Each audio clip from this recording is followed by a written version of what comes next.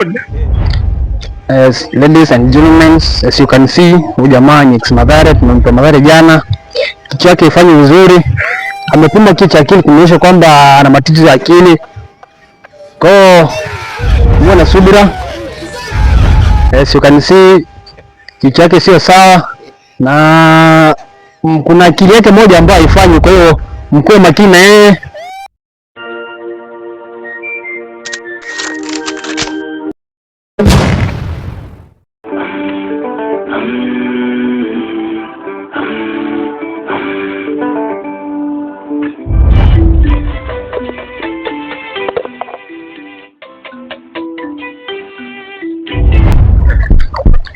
Ukipata dhahabu nitanunua nyapati kijiji mzima. Labda badala ya kuchimbua tuwalie samaki tu. Aya.